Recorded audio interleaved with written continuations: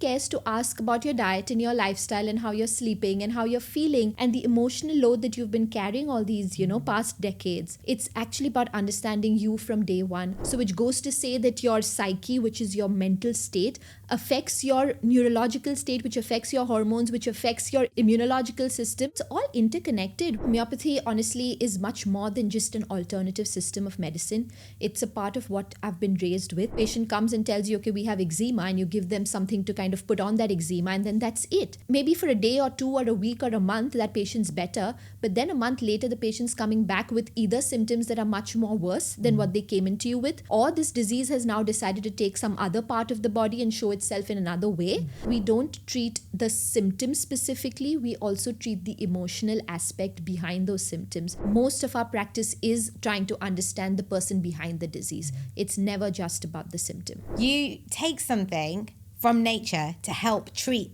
the patient. Correct. Snake venom is a very, very important remedy for menopausal women. We're not really working against the body, we're working with the body.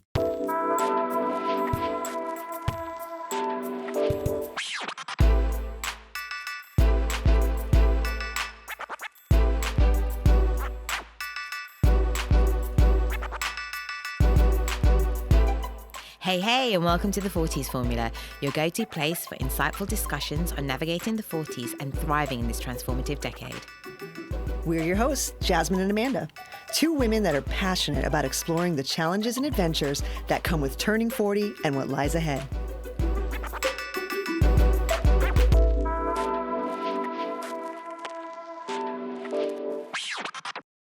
Welcome back to the Forties Formula, the podcast that blends science, soul, and a little bit of sass to help you thrive through this decade and beyond. I'm Jasmin, a health strategist at Eat with Jasmin, mum of 3 boys, and forever curious about what it really takes to feel good in this decade. And I'm Amanda, a metabolic health coach and director of Lift Clinic, mom of 3, and your co-host in this space where we ditch the fluff and get real about thriving in your 40s. Now, if you've ever found yourself thinking, I've done the tests, I've taken the supplements, I'm doing all the right things, but I still don't feel right, well then today's episode is just for you. Today we're diving into the world of homeopathy, a healing approach that's been around for centuries but is often misunderstood, overlooked or honestly written off as woo-woo. But the thing is, women in their 40s are burnt out. We're holding on to the emotional load, juggling careers, families, hormones, and wondering when we're going to feel like ourselves again. And homeopathy looks at the root. It asks what's really going on underneath all the symptoms. Our guest today is Dr. RUKSHIN Shah, a homeopathic doctor, researcher, and modern voice in holistic medicine. She's here to help us understand what homeopathy really is, how it can help women in midlife, and what might be possible when you stop treating the symptoms and start treating the person as a whole. So whether you're curious, skeptical, or just desperate for another way, stay with us. This might just be the conversation that you needed. And if you're enjoying the show, don't forget to subscribe or follow wherever you're listening.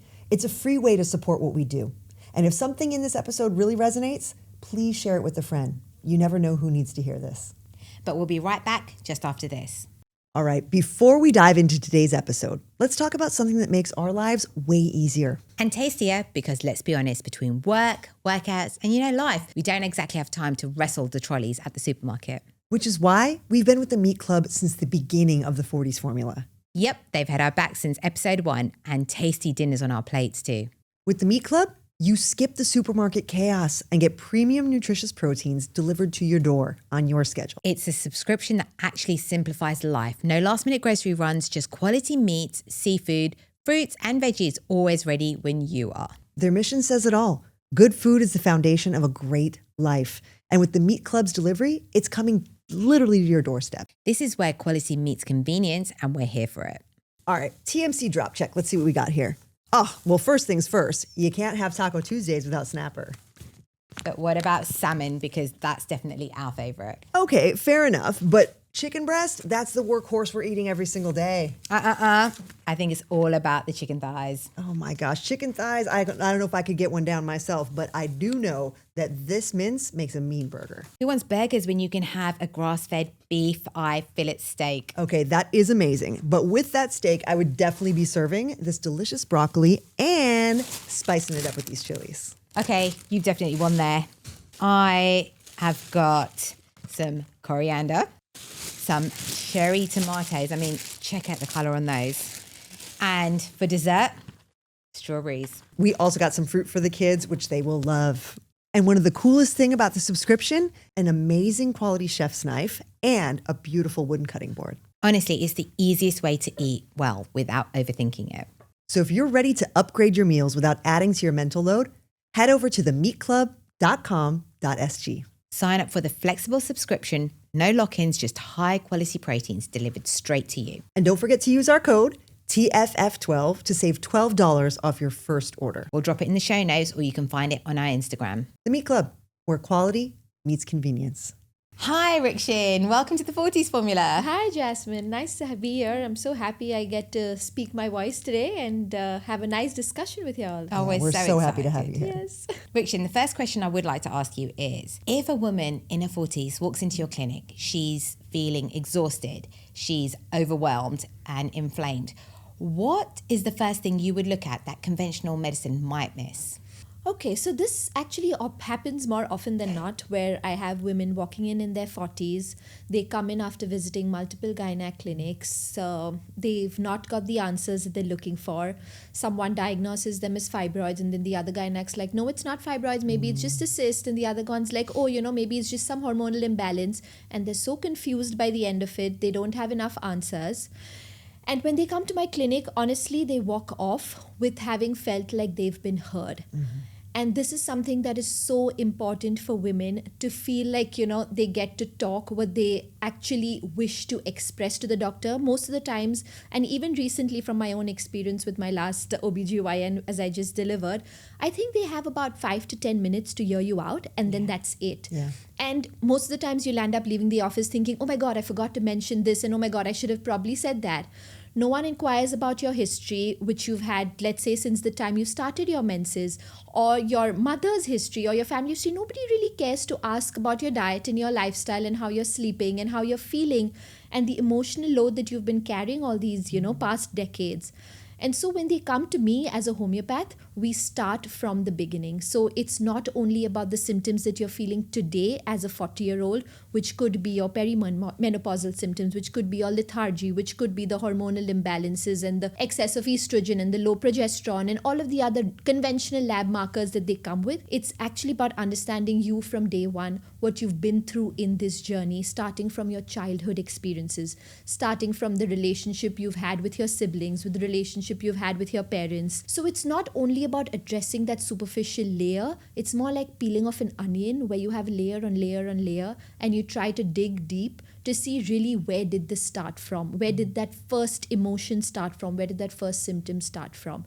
And I think that's what homeopathy is all about. It's about uncovering those layers. It's about really going as deep as you possibly can to understand this woman and not just her hot flush and not just, the fact that she's getting a heavy menses or clots in her menses. It's about understanding her much deeper than that, which I feel no other therapeutic is really bothering to really go that deep into. It's funny, isn't it? Because I think a lot of people will just go see a doctor and it's only the symptom that gets treated.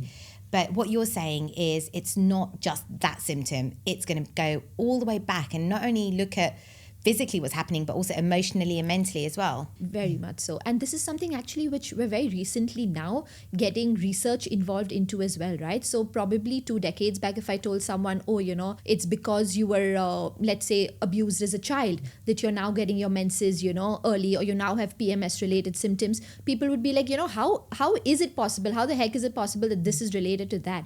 But now we have so much research to actually support that. There's a whole stream of medicine that's come into place, which is known as psycho-neuro-endocrino-immunology, right? Wow. So which goes to say that your psyche, which is your mental state, affects your neurological state, which affects your hormones, which affects your immunological system. And so it's all interconnected. We aren't just bits and pieces kind of, Legoed together. We're all functioning as a whole. There's a single energetic force that's going through all of us from head to toe that's balancing it all out. We can't just treat a toe and not treat your head. We can't, treat parts and things, in bits and pieces. It all has to go in sync with each other. And so that's the real charm of this science. Okay, I need to take a little step back because I've heard of homeopathy. My mother-in-law raves about it. She'll be like, oh, take these homeopathy pills, But actually, still don't quite understand what it is. So if you had to explain it, to a brand newbie, what would you say homeopathy actually is? For me, homeopathy honestly is much more than just an alternative system of medicine. It's a part of what I've been raised with. My father is also a homeopath, and so me and my sister were purely raised on homeopathic remedies. We didn't know anything else in our entire growing up years. So if I were to just explain it to somebody else, I would probably start from the beginning and talk about how it originated to give you some context. So this started about more than 200 years ago, where there was a German physician by the name of Dr. Samuel Hahnemann, and he was a conventional doctor, educated in the regular sense, seeing patients. And even 200 years ago, he realized that, something's not right. I mean, we're just suppressing every symptom that this patient is coming into treating for. So the patient comes and tells you, okay, we have eczema, and you give them something to kind of put on that eczema, and then that's it. Maybe for a day or two or a week or a month, that patient's better, but then a month later, the patient's coming back with either symptoms that are much more worse than what they came into you with, or this disease has now decided to take some other part of the body and show itself in another way. And so he realized something's not quite right. And that's when he started really deep diving, doing his research and coming up with this whole new system of alternative treatment, which was homeopathy at that time. And there are a couple of pillars that homeopathy relies on. So the first one being that we treat every patient as a whole, which is one of the most important things that we look at. So a patient coming into us even with a headache or a migraine, or a patient coming to us with a simple cold and a cough and a fever, we would like to look at that person as someone who is individual and who is different from another person suffering from that same disease. So it's not only about treating a cold and a cough. It's about treating a cold and a cough for Jasmin, which is very different from treating a cold and a cough for Amanda, which would present itself in a completely different way. So understanding the differences between each individual and treating that. So one of the main pillars would be that. And the other, I would feel, main pillar would be to see the mind behind the body. So we don't treat the symptoms specifically, we also treat the emotional aspect behind those symptoms, because we do somewhere believe that the seat of it all is in the mind. It is that thought which turns into an emotion, which turns into a pathological emotion, which turns into an actual physical pathology. And so somewhere just working on that emotional state becomes so healing for that physical symptom as well. So is there an element of psychology in homeopathy? Yes, definitely. We do. We're not trained psychologists, so I wouldn't call myself that. But at the same time, most of our practice is trying to understand the person behind the disease. It's never just about the symptom. All right, big news. The Guzmani Gomez app has officially launched in Singapore, and we are already hooked. Yes, it's giving convenience with standards. You can customize your order, skip the queue, and earn loyalty points with Gomex every time you order. And there are app-only deals, coffee rewards, yes, exclusive bundles, and it's all kind of brilliant. The best part, the app just makes getting clean, quality food even easier. GYG hasn't changed their core. No artificial flavors, no preservatives, just real ingredients and big flavors. So now we can get fast, clean, crave-worthy food with a few taps on our phone. I mean, honestly, they have nailed it. Download the Guzmani Gomez Singapore app and check them out at locations all across the island. Vivo City, Jewel, Westgate and more. Clean is the new healthy, and now it's also the new app. Can you give us an example of how you would treat somebody then? So let's say it was a woman who came in her 40s and, she's starting to go through perimenopause, so she's having the standard type of symptoms, brain fog, Hot flash, weight gain. Yeah.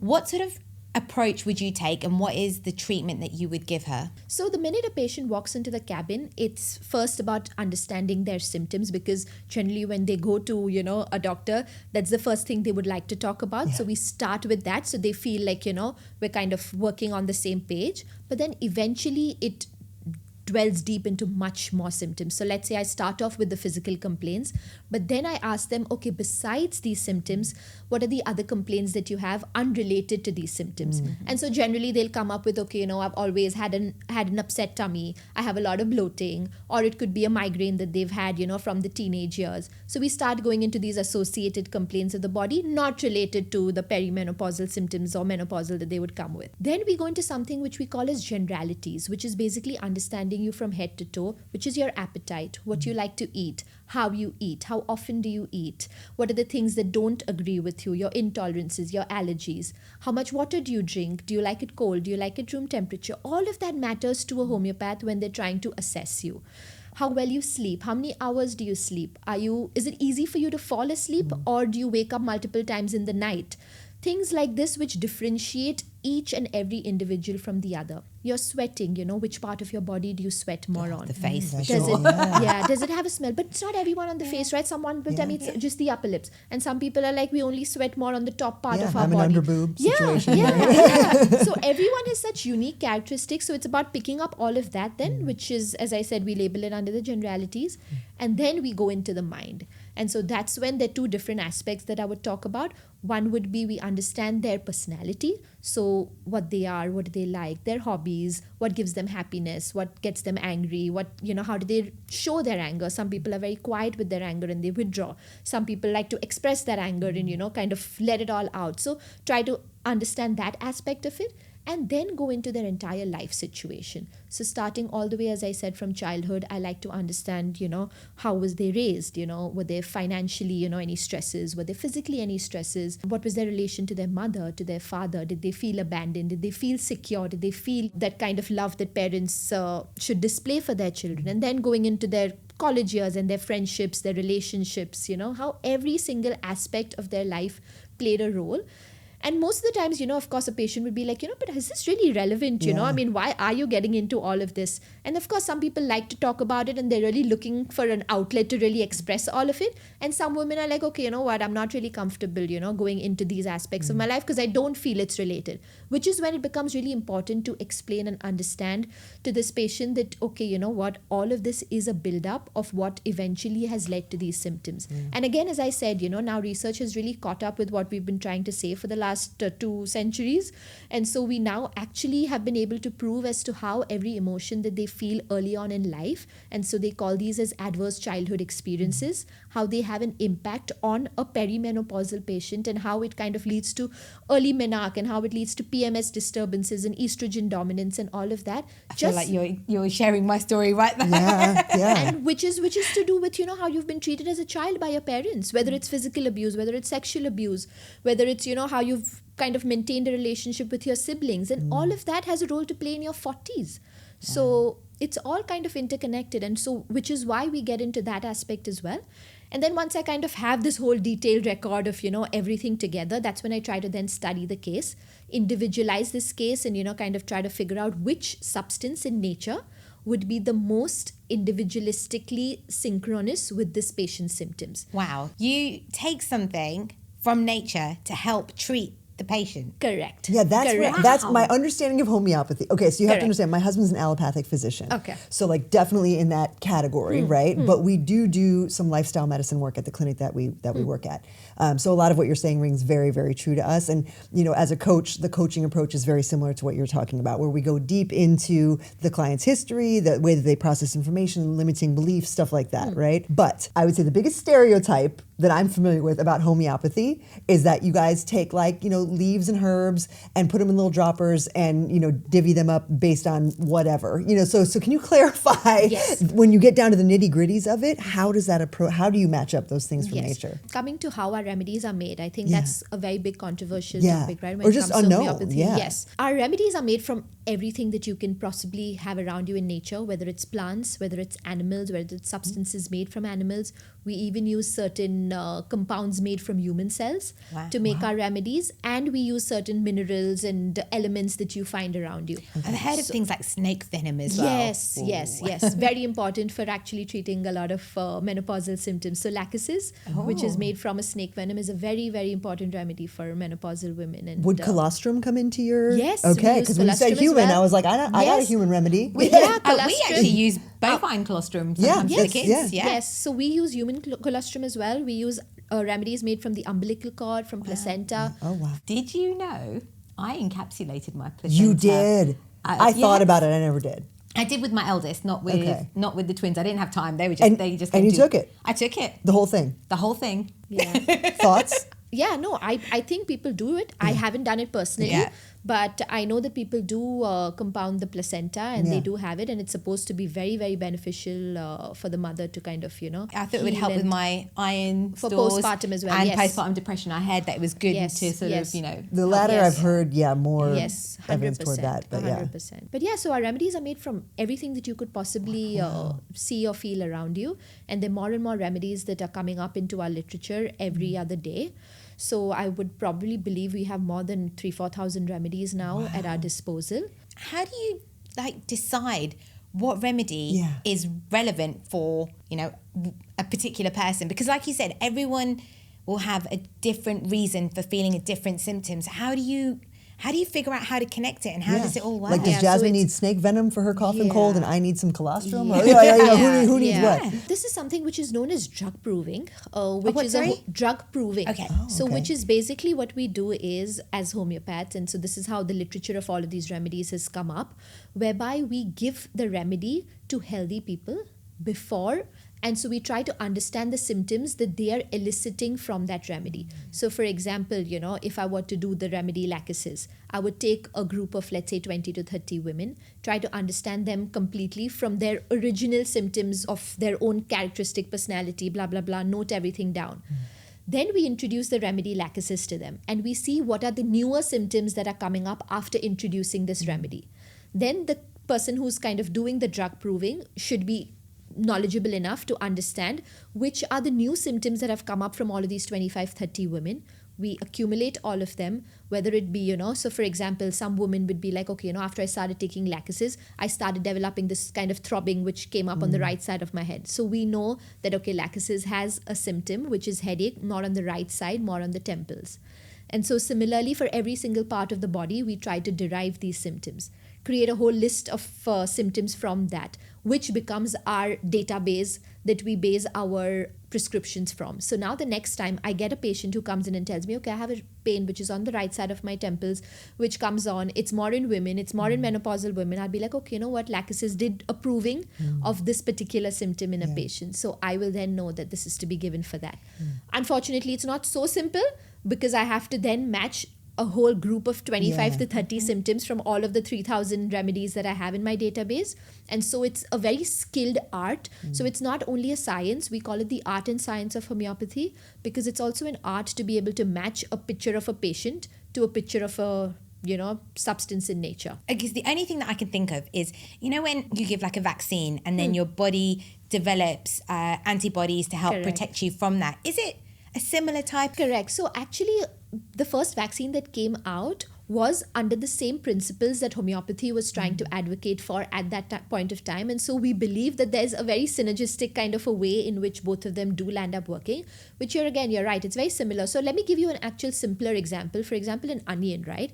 So when you're cutting an onion, what are the symptoms that you do land up experiencing? Oh God, Tears. Runny, Tears, eyes, runny nose, that profuse coryza, burning in your eyes. Yeah.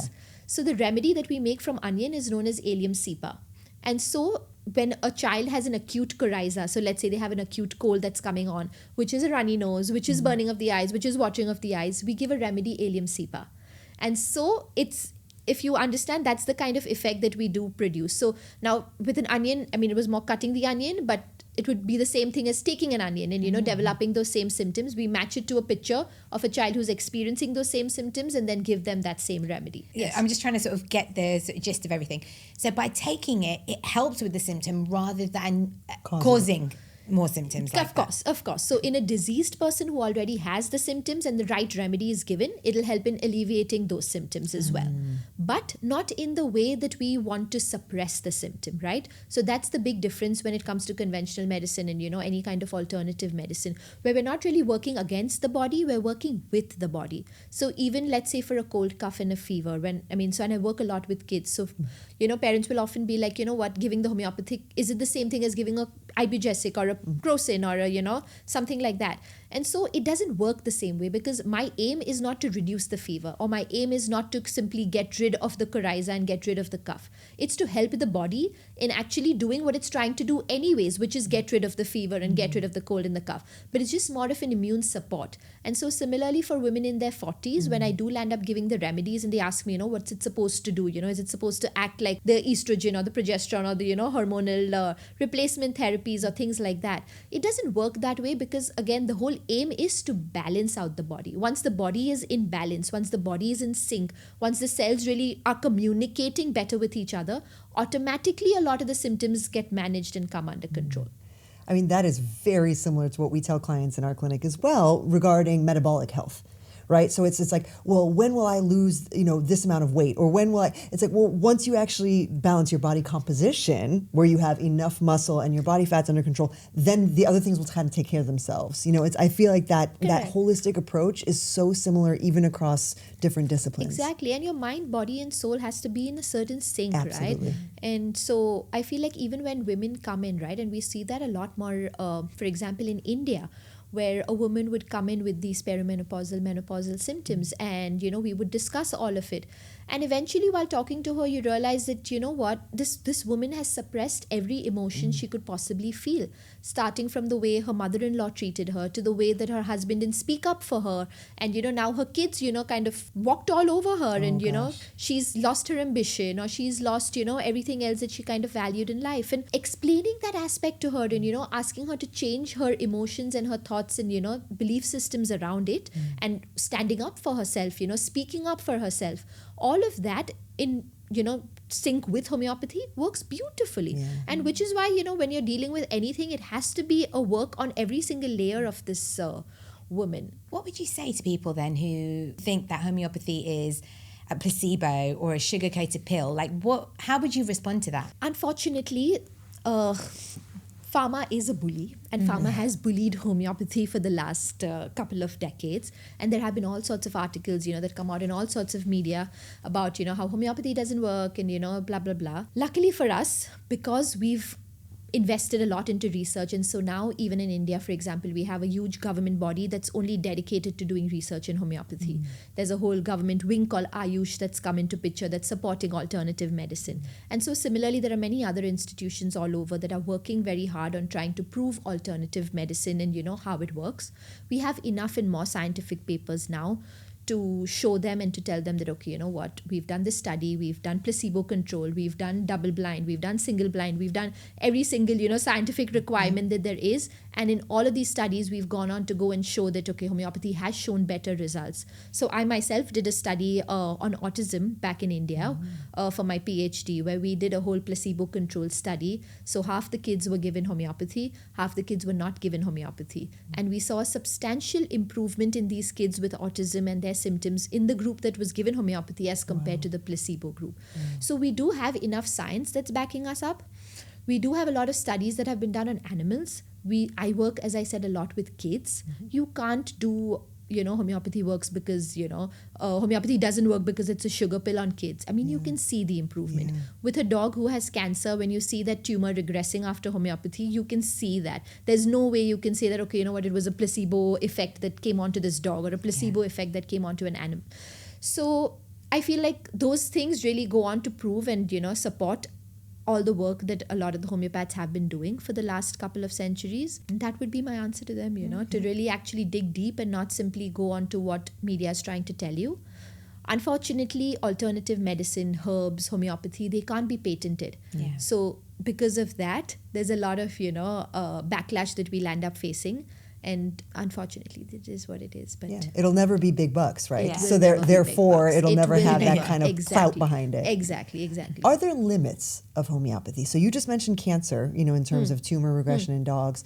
Are there limits where you would say this probably is beyond the scope of homeopathy? I do feel like in any kind of an emergency medicine, accidents, where surgeries are required, Massive I feel blood like loss. yes, exactly. Yeah. So when you need to go, you need to go. Yeah. But I feel like for a lot of chronic diseases, I feel like that's where alternative medicine really shines, right? Or for example, even with kids, when I'm working with kids and parents don't want to keep drugging them. They don't want to give the nebulization, and they don't want to, kind of do the steroids for the eczema and things like that. Again, that's where homeopathy really, really shines as a first line of treatment, I would say, as compared to, trying to take other medications into the picture. Is there receptivity for that in Singapore? Because I feel like in the US, there is more distrust of big pharma. There's more distrust of the medical industry. In Singapore, I feel the opposite is true. I feel that medical authority reigns supreme here. So how do you find that homeopathy is received by families, individuals? So I feel like, while I would feel like expats do land up being the crux of my practice, and so, people again, Indians, we are hugely believers of alternative medicine, homeopathy, Ayurveda, even for that matter, Europeans, and I have Brazilians as my patients, and, Russians and Ukrainians, and, all sure of you have them. Americans. And Americans, exactly. A lot of Britishers, who do kind of have that trust in homeopathy. Yeah. I feel like the locals are very pharma-minded. You are absolutely right there. But at the same time, I feel like they do believe in TCM, right? So then again, I'm very happy Excellent if they're point. doing some alternative Excellent medicine, point. or they're taking it in some or the other way. I mean, it's not only about, okay, you have to take homeopathy. It's just about really addressing those issues from a different standpoint as compared to suppressing them. Yeah. I mean, I feel like even if you're okay with doing TCM, I'm very happy. Yeah. I'm very happy if you want to do your acupuncture. I'm very happy, if you want to do your functional medicine or whatever it is, because they're all eventually working towards the same goal. Yeah. But it's just about really understanding your body predominantly. I feel like as long as you're open to doing that, which again, post-COVID, I feel like there was a whole boom and people thought, okay, you know what, alternative medicine is coming back. People are relying more on your echinacea and your other herbs, to kind of help you with your colds and coughs and things like that. But I feel like it's gone back, because I still feel like for conditions, for example, like cancer, even though in the last couple of decades, the treatment's been more or less, around chemotherapy and radiation and, surgery. And, now I think people really need to change their mind shift a little bit and be like, okay, you know what? Why did I get cancer? Why did that cell go undetected in my body that my immune system was supposed to, kill and clear out of the system? What really went wrong? Was I really so emotionally unavailable at that point of time? Was that sense of loneliness so strong in my body at that point of time that this cancer cell absolutely thought of thriving in a body like mine? And so I feel like that introspection really needs to come in for everything, whether it be cancer, whether it be menopause, whether it be hormonal imbalances. And you see that more often than not, right? That there is that emotional Always. thing that's kind of deep seated behind every disease. Amanda, you know how people always ask us, what supplements do you actually take? Yeah, it's like they think there's some magical midlife stack that'll just fix everything. Exactly. And while there's no magic, I do like things that are intentional and well formulated, like the longevity bundle from Avea Life. It's one of the few supplements I'd actually recommend. NMN for cellular energy, booster with antioxidants to support recovery and stress, and a collagen activator because joints and skin need some love too. Honestly, it's just smart.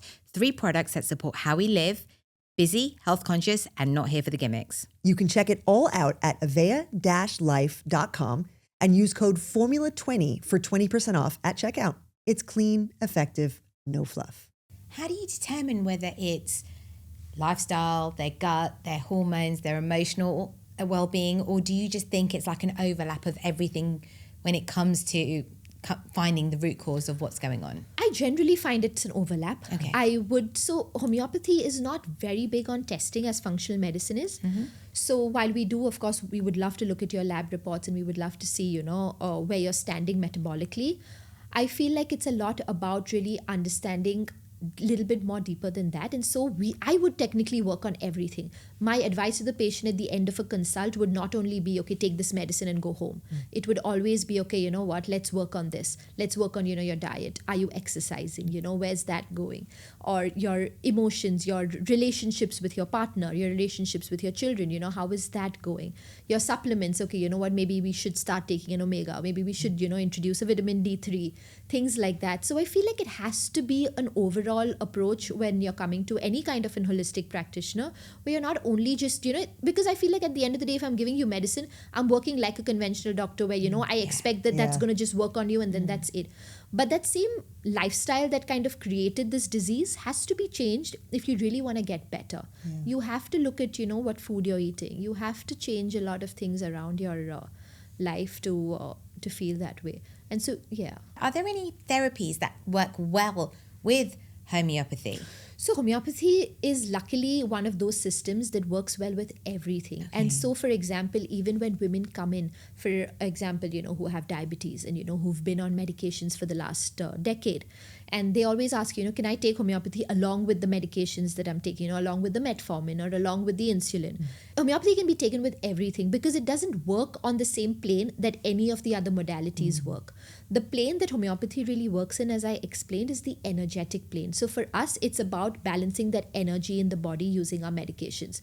So a metformin will work on a very physiological plane, whereas for us, it's working on that whole energetic plane. So whether it's functional medicine, whether it's supplements, whether it's acupuncture, whether it's, TCM or Ayurveda, homeopathy can be taken together and works very well for everything because it's working on a very different plane.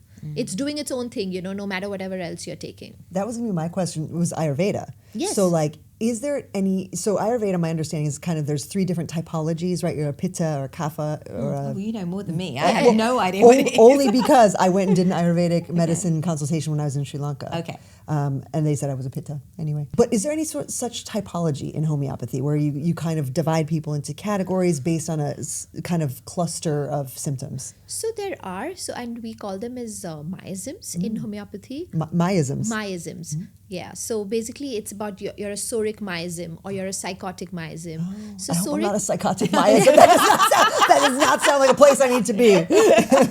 Yeah. So broadly, they're just these 3 miasms. So a soric would be more of a functional level kind of a symptom. So let's say you have an ache or you have a little bit of an ache and pain. Soric.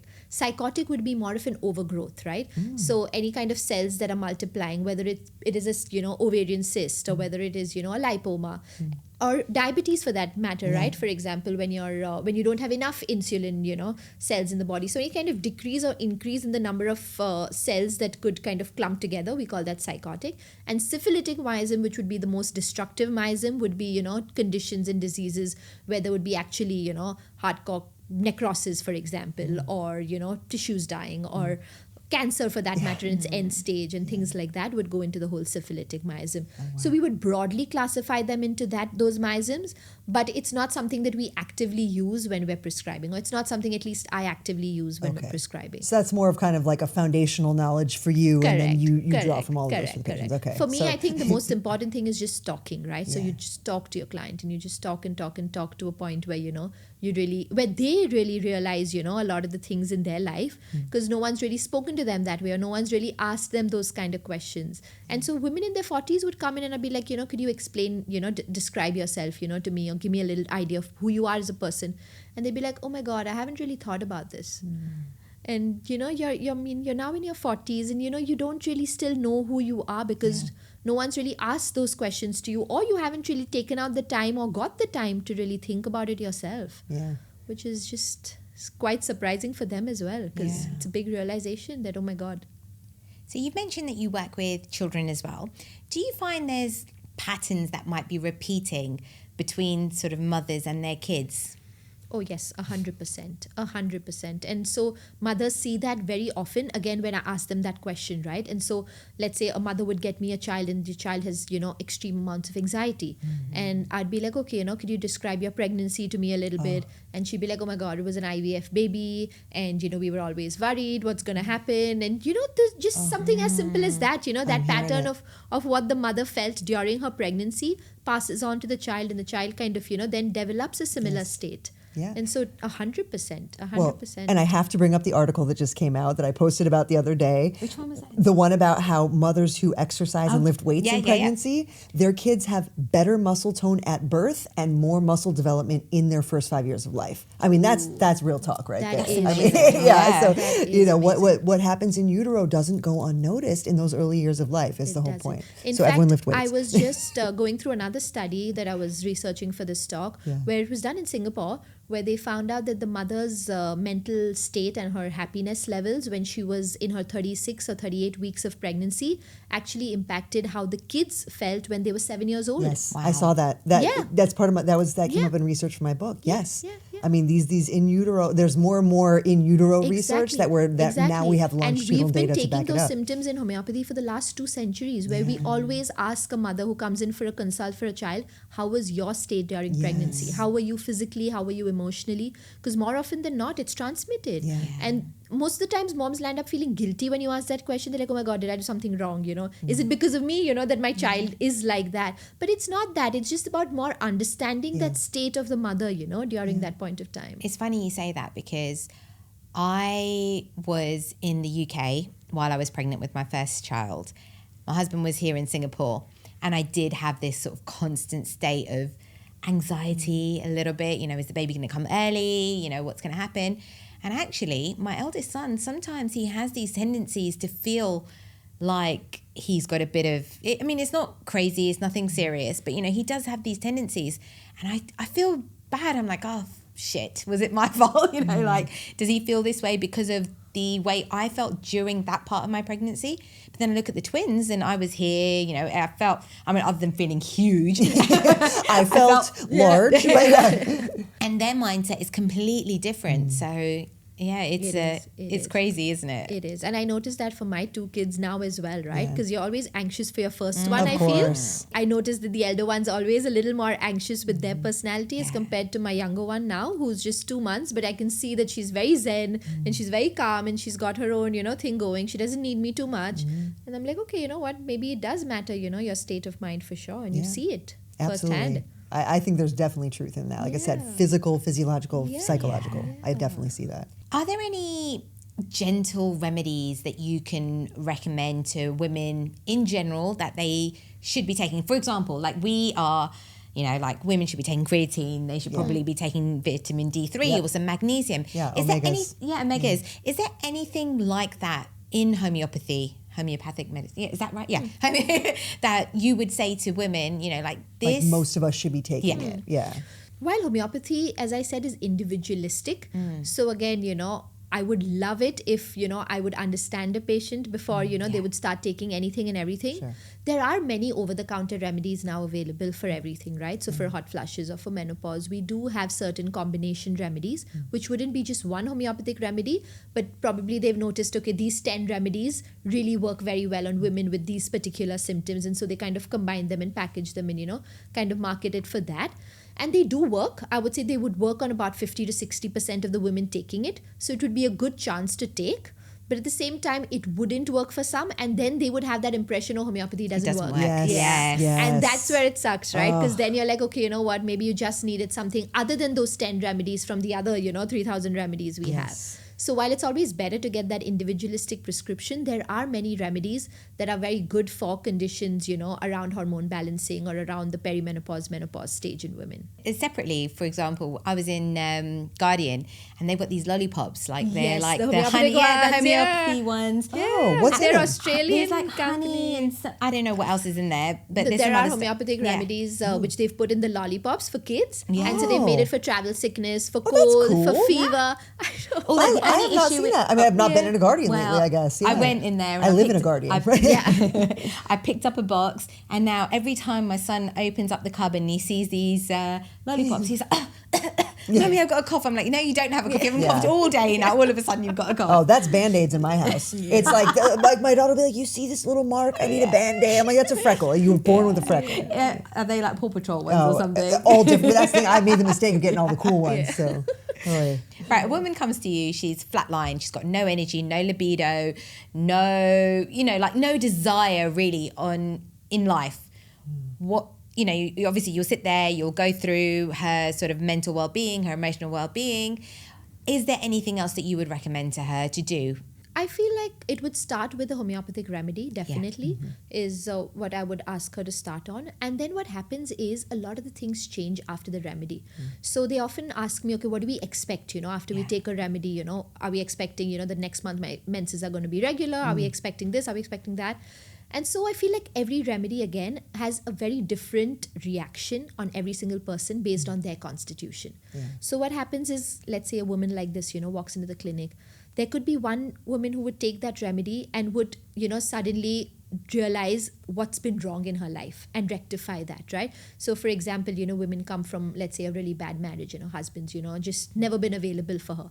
One woman would get up and be like, okay, you know what, this is not working out for me, I need a divorce. Wow. So There are these Wow. extreme reactions that can come out. Or there could be another woman who would be like, you know what, okay, it's okay the way he is. I'm going to accept the way he is, and I'm going to, kind of go on with it. Yeah. But I'm not going to let it affect me. yes. Yeah. So I'm going to build that strength around myself. So there could be these completely different reactions that could come about with the exact same remedy. So it all depends on, again, your constitution and how you are, but it works towards trying to make a better life for yourself ahead, to a point where, eventually the symptoms that you came to me for will improve. So I would have women, who would come in and tell me, okay, you know what, I spoke up to my husband, saying that, the mother-in-law situation is not working out too well for me. We need to move out of the house. And so now in the next 2-3 months, they're going to try to move out of the house and, find a space for themselves. Wow. This woman now feels like, she's got that strength to go through these kind of important decisions in her life. Automatically, a lot of her PMS symptoms got better. Automatically, the clots started disappearing. Of course, the remedies do have an action on the, hormonal balancing, and so they're working towards that. But mentally also, it has a very huge role to play. So it's almost like a caution, you might get a divorce. Yeah. Beware. This remedy is stronger than you think. Drinking the Kool-Aid, as they say. Do you have any special case studies you can share with us where, someone's come in for... Nothing else worked. Yeah, like they've tried everything, but you managed to figure out it wasn't what they thought it was, it was something else, and how did you help them? So I feel like a lot of these unique kind of cases do come on, right? And so, for example, when a woman comes in with a hormonal imbalance, and so probably I could discuss a case of a 41-year-old woman who had come to me, and she came to me after visiting 3 gynacs, and she was, she came across to me as a very closed, a very, skeptical person. And so sometimes people do walk in with that because they're like, okay, we don't know what we're getting into. We don't know what she's going to ask me, or, how it's going to be. And so she was just, disgruntled with the way she'd been kind of treated with the last 3 gynacs, and she spoke about all her poor experiences with them. We discussed all of that. She told me her symptoms, which were again very similar, right? So fatigue, I don't feel like getting up. I have 2 kids, but the entire day, I'm groggy and I'm sleepy. I need to take a nap, every afternoon to feel a little alert and things like that. And so we went through all of that. And then I was like, okay, besides all of this, tell me something else that you've been experiencing. And so she's like, since the time I was in my teenage years, I experienced a lot of acne. And I'd been given a lot of, antibiotics and the creams and the hormones for all of that. And it immediately clicked me at that point in time that this lady is experiencing most of this because her gut is imbalanced for the last couple of decades. So all of these medications that you take for simple things like acne on your skin go on to disrupt your gut. Yeah. The gut then again goes on to disrupt your hormones. So it's like a whole cascade of events, that, it's one after the other. And then again, I spoke about her emotions, and it was that same, story of a woman who's never kind of, done anything for herself, given her entire life to her family. And you see that more often than not, even in this day and age, right? Absolutely, yes. Yeah. And so, we spoke about all of that. And then we were like, okay, let's make a plan. Let's start off with these remedies, these protocols. So I sometimes give multiple remedies to work on different aspects of their life. So I do land up giving progesterone as a homeopathic remedy, which is very different from taking progesterone as a conventional. When you say is progesterone as a homeopathic remedy, is that something in nature that helps to increase naturally, or is it something else? It's actually made from progesterone, but it's not got progesterone. So none of our remedies ever have the actual particle of the substance in it. We try to extract the energy from that substance in the process of making the remedy. So does it come from humans or animals, or it comes from humans. It comes from humans. So it would work in the same way that you would expect a conventional progesterone to work. Of course, not with the same intensity. So it's not like I'm going to give it to you and, your menses are going to get better in the next month or 2. But at the same time, it slowly stimulates the body to produce the progesterone. Okay, so it's not like an It's exogenous... not replacing it. It's like, so it's an antagonist in a sense. Yes. Wow. Yes. So it's actually helping the body balance things out with that. And so I try to give that as a remedy. I gave her sepia. So sepia is a remedy we make from cuttlefish. And it's excellent for, women around this age who have absolutely... So we also call it the washerwoman's remedy, where, it's like this woman who's just completely haggard and, who's completely lost, a lot of her will. She's become indifferent to her situation. She's become indifferent to her surroundings.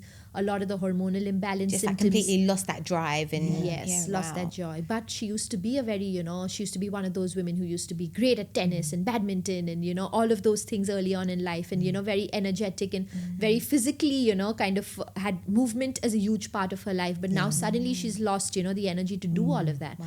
And so CPR becomes a great remedy for patients like that. And so I started on CPR. We did, the homeopathic version of the progesterone. And within 2 months, she was like, okay, my clots have gone. My menses are so much better. We worked on her gut. So again, colostrum becomes a very good remedy I use for gut repair as well. But we also have certain remedies that we make from...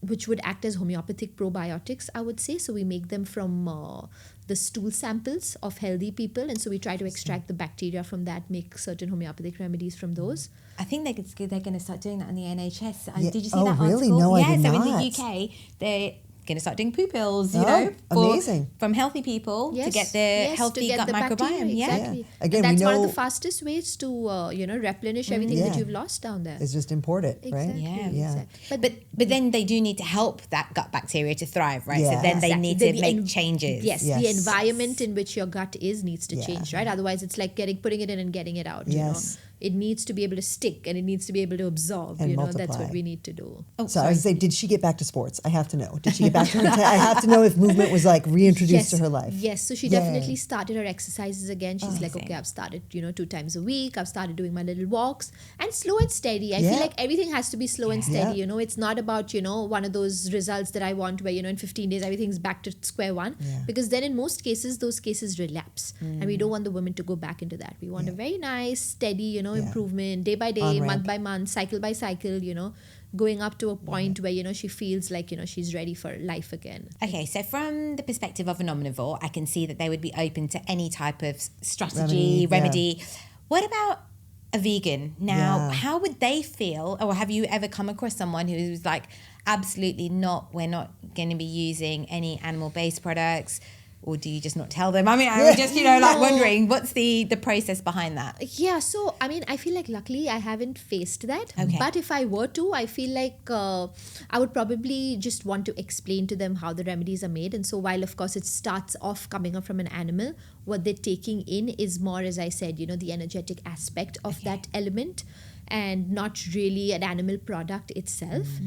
I mean, unfortunately, if it's the remedy that fits, it's the remedy that fits, right? And I can, come up with, another remedy that could be a partial fit, but it wouldn't do the same job. And so if they were insistent on that, I could, of course, kind of try to go through my, repertoire again and be like, okay, maybe we could make this change and that change. But I wouldn't be too happy doing it. And I would probably try to convince them to, be a little bit more on board around that. Well, and if, like you said, if there's no actual element of the original source item, then I guess it technically would be vegan. I don't know. That's vegans, feel free to comment on this episode and let us know what you think. Right. It's been absolutely incredible having you here and finding out about homeopathy. Like, honestly, I had... Yeah, you can tell neither of us have experience. Yeah, so this is so helpful. I mean, obviously, I've seen the lollipops and, I've heard about it because my mother-in-law is a big fan and I just never really understood it. So it's really interesting and fascinating to see that, that it's not just a symptom addresser. It looks at everything. It looks at the whole body, which is amazing and obviously something that we're well Very behind because we do believe, that everything is interconnected. Absolutely. It's not just going to be the one thing. But before we go, we do have one final question we do want to ask you. And it's the question we ask all of our guests. And that is, what's your 40s formula? What would you say to women who are in their 40s who need to find a way to thrive and get joy out of their life? What mantra, what slogan, what piece of advice would you give to them? I would probably tell them to start feeling again, because I feel like a lot of us have lost, that ability to really feel every emotion that we're going through in life. And most of the times we just brush off so much that, that's going on in life because there's so much of running and running and running that we kind of keep doing.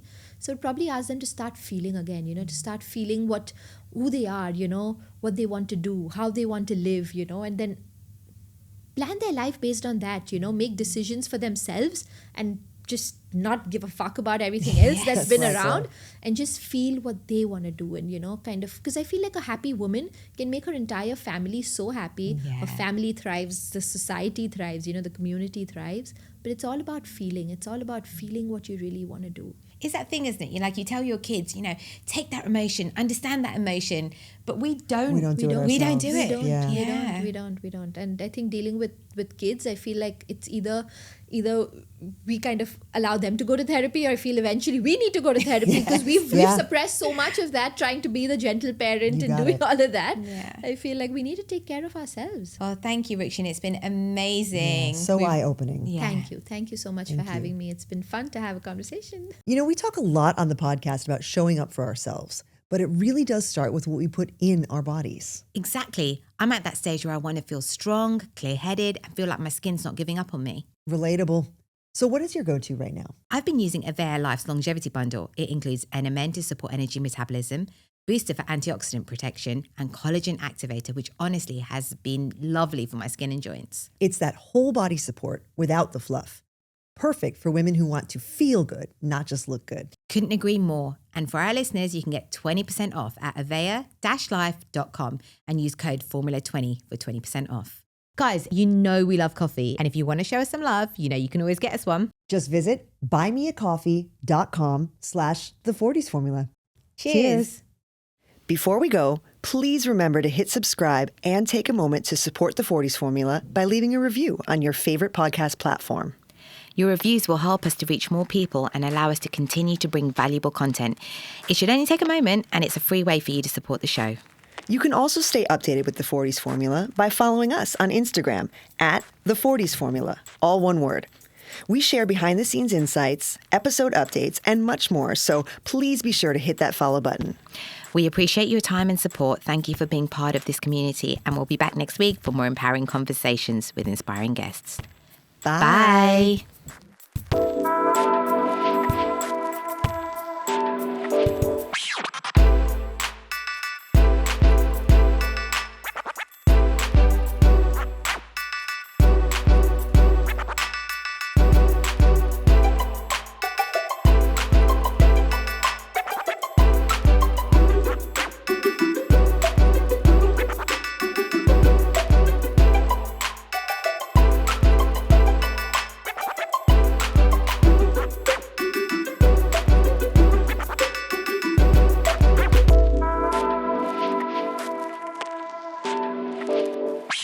How's everything been otherwise? Otherwise, good. I just feel like I've got a little bit of a pregnancy brain, so I got my notes. I was like, okay, I don't want to forget words, and I don't want to forget.